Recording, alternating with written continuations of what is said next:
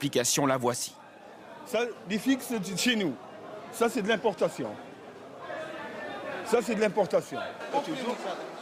Ces raisins-là, c'est de l'importation. Ces gros raisins, c'est de l'importation. On a des agriculteurs, on a des gens compétents. On a une terre agricole. Vous savez, une fois, l'Algérie, elle était le grenier de l'Europe. C'était le grenier de l'Europe, l'Algérie. Les Français connaissent ça.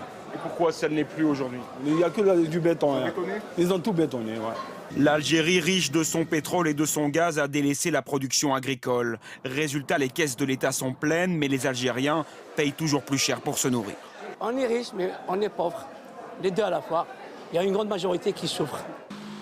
Une des raisons de ces problèmes économiques, une bureaucratie écrasante qui paralyse les entrepreneurs. C'est le constat du PDG de Cévital, entreprise privée d'agroalimentaire. Il emploie 14 000 personnes et voudrait encore se développer, mais tout est compliqué. Nous avons plusieurs projets aujourd'hui, depuis des années, et qui attendent ces autorisations.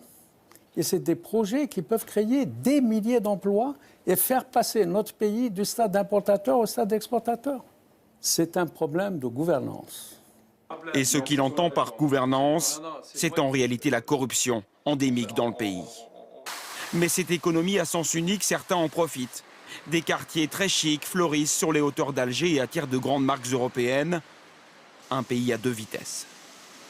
Et un des indicateurs très clairs de cette grande disparité économique, c'est par exemple le prix du café. Nous sommes ici dans un quartier populaire d'Alger et comme partout en Algérie, le prix du café est de 20 centimes d'euros, un prix très abordable pour la population. Alors qu'ici, dans le quartier d'Hydra, un quartier huppé sur les hauteurs d'Alger, le prix du café c'est 200 dinars. 200 dinars, ça fait 2 euros le prix d'un café dans les beaux quartiers parisiens. Dernière arrivée dans ces quartiers chics, une grande marque de joaillerie française. Au même moment, un rapport des Nations Unies indiquait qu'en Algérie, une personne sur 3 vit sous le seuil de pauvreté.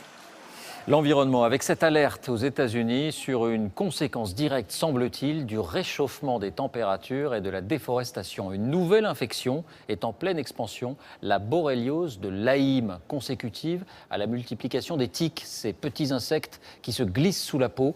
Elle est devenue la deuxième maladie infectieuse du pays après le sida. Sur place, Maryse Burgot, Laurent Desbois.